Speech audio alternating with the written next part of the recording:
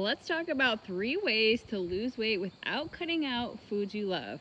Because you do not have to give up carbs or give up chocolate or never have a glass of wine again if you want to lose weight.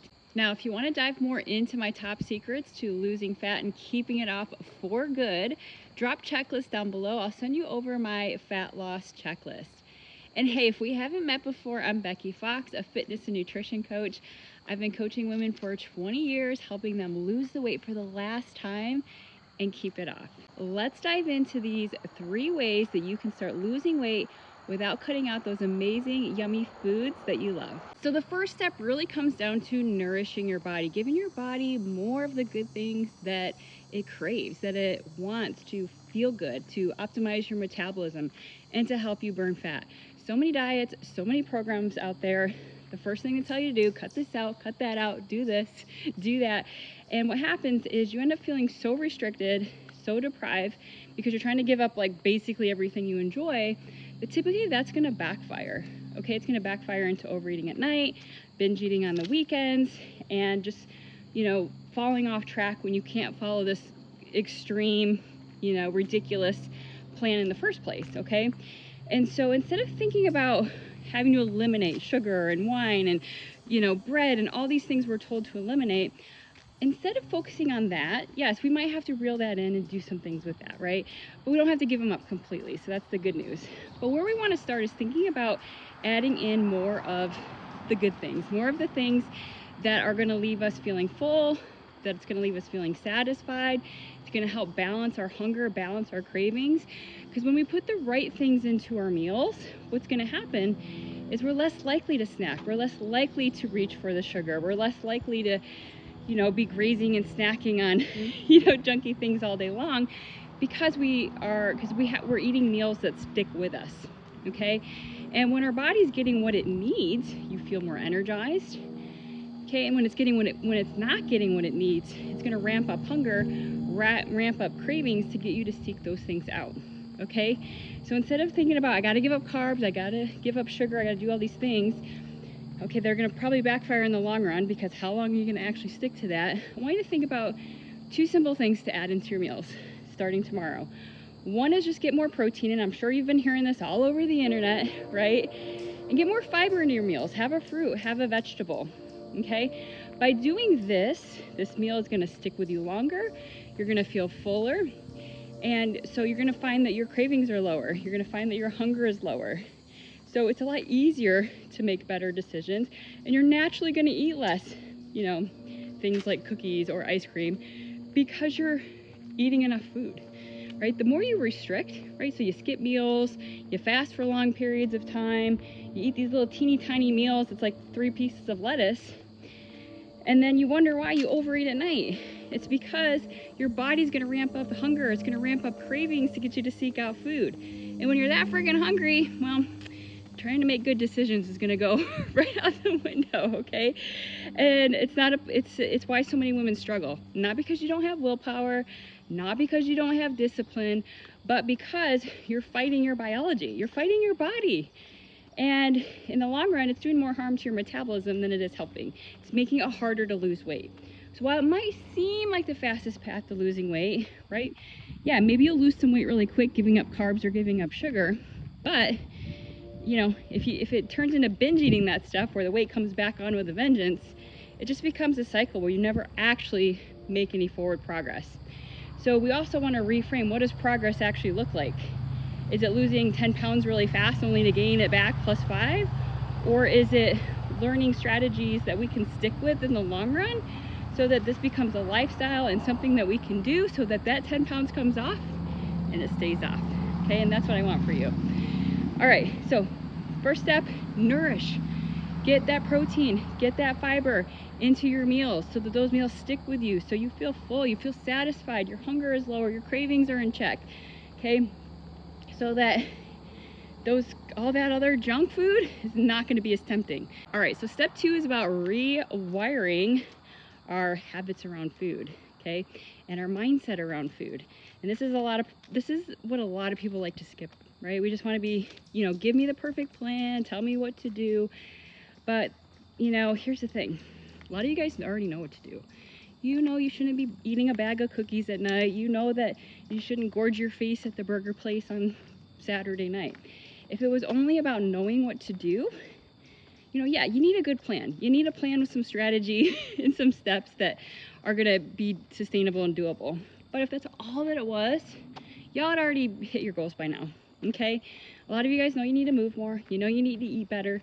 You know these things, but it's not happening, okay? So if we're not addressing the fact that we have a poor relationship to food, that we self-sabotage, that we are snacking at night when we're bored, that we are, you know, drinking a bottle of wine at the end of the day because that's how we handle stress from work. If every time we have a bad day, it spirals into, you know, eating everything in sight because what the hell, I messed up and I'm just gonna start over on Monday. These are patterns that if we don't have a strategy in place to rewire these old habits, these old patterns and behaviors, you're going to stay stuck in these loops forever. This is why a lot of times diets don't work, because it's not about knowing what to do. It's about how can I stay consistent with what I'm doing and how can I stop getting in my own freaking way? Because a lot of us are going to get in our way and it's not your fault, right? A lot of us just learned a lot of things along the way that weren't helpful, right? For me, it was like when I was little, you know, stress eating came because it was like, here's food every time, you know, oh, you hurt your knee, here, have some ice cream, right? So I learned that food makes me feel better. And so part of this process is you know, rewiring and like undoing these old habits that we have. And it's a lot harder than it sounds, but it's totally possible, right? We just have to give some focus and attention to that part of our plan. Okay, and there's lots of little strategies that can help, but here's where I suggest that people start, right? Because the first thing is we're doing a lot of this stuff on autopilot and automatic. We don't, like, there's a lot of times we don't even realize we're doing it, right? We just think we have a craving and it came out of nowhere. But I can tell you a lot of times it's because of something, right? So for instance, let's say that you're snacking at night. Probably a lot of you guys that do that, you're just bored. And our answer to cope with that has been food. But here's the good news is there's other things we can do to relieve that boredom. Okay, and a lot of us haven't learned what that looks like or how to implement it or what to do. And so what I want you to do to start, before you try anything, put anything into place, just start to be aware. Just spend a week noticing. You know, ask yourself before you eat, am I hungry or am I not hungry? Because there's a lot of times we're eating when we're not hungry. Okay, and you will start to see a pattern that you didn't recognize before. You'll notice that, wow, I'm snacking at night because I'm bored. You'll notice that you're drinking that glass of wine after work because that's how you handle your stressful day at work. You'll notice that you go to the vending machine in the middle of the day to grab a cookie because you barely eat lunch and you're starving, right? And so the more you can notice these patterns without judgment, because we all have them, you know, I had a lot of them I had to work through, but once we start to notice them, we can work backwards and we can decide what's happening and we can put things into place to unravel that and make better decisions. Okay, because it's not just a matter of telling ourselves we're not going to eat cookies or telling ourselves that we're never going to have the wine again. Okay, because that you're going to fall right back into that habit really fast if we don't actually get to the root of what's going on there. Okay, and put a better strategy into place. Okay, so we have to rewire these habits that we have, deeply ingrained habits that probably started when we were younger, and that is going to be your key to long-term success. Okay, and so it's not that we can't ever have these things, but we want to start to be more mindful about how we have those things. And if we're just eating chips and eating cookies on autopilot without even really enjoying it because it's just a habit that we have, that's going to hold you back. It's going to keep you from losing the weight that you want to lose because you're going to be overeating a lot of stuff. Now, does that mean we can't ever have this stuff? No, 100% not. It's how we do it that matters, okay? So I don't like saying give up carbs, give up sugar, give up all these things, because when we do that, that's usually what backfires into, you know, the more restricted we feel, the more we're likely to binge eat these foods on the other side. And like I said at the beginning of the video, when we tell ourselves we can't have something, we usually want it even more. And you've probably been there. If you have tried giving up sugar, tried giving up wine, tried giving up your favorite food, what happened? Did it work? Because if it worked, you wouldn't be here probably watching this video right now. Okay, so at some point we have to realize that what we're doing isn't working and we need to do something different. And you know, maybe ask yourself the question, do I want to give this stuff up for the rest of my life? Because here's the truth too, is that, you know, the things that you're doing to lose weight, if you can't sustain them, if you can't keep doing them in the long run, that weight's going to come back on. So, you know, really get real with yourself. Do you want to have to give up carbs? Do you want to have to give up, you know, cookies and chocolate or things that you love? If not, then you got to find a way to make it work. Okay, and that's what I'm gonna dive into next. So the third one is we really want to avoid this idea of labeling food as good or bad. Okay, because that's what creates this dichotomy of, you know, I'm good if I'm not eating sugar, and I'm bad if I have any sugar, and then we put it on this pedestal like we can't ever have it, and that's what leads to us, you know, chowing down the crap out of it when we fall off track and kind of stay on the cycle of, I'm going to start over on Monday and be really good. And then we just never get anywhere because this is our week after week after week after week for years on end. And so what I want you to think about is food exists on a spectrum. Okay. It's not good. It's not bad. Right? Is it really bad to have a small piece of birthday cake on your birthday, or somebody, you know, one of your kids' birthdays or whatever? No. Right? You should celebrate. You should have fun. Enjoy that. Now, for other people, they would say, oh, well, strawberries are good for you. Those are healthy. You can have those. Of course, there are people out there that say fruit is bad. Screw them, too.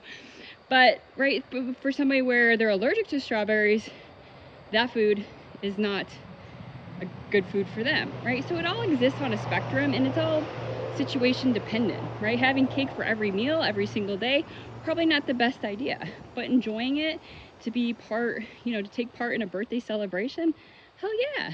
And so we want to take food off the pedestal, stop labeling it as good as bad, see that it exists on a spectrum, right? Certain foods, you know, yeah, they're going to fill us up. Protein, fiber, we want to have more of that stuff. It's going to fill us up. It's going to stick with us. And, you know, that's cool.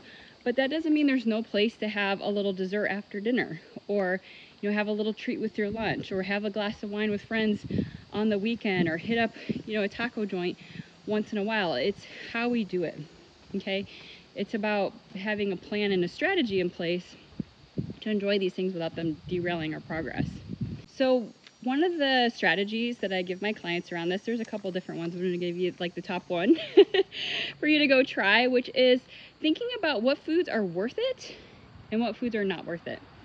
So when it comes to eating habits, a lot of times we're on autopilot, we're going with the flow, we're eating stuff because it's there.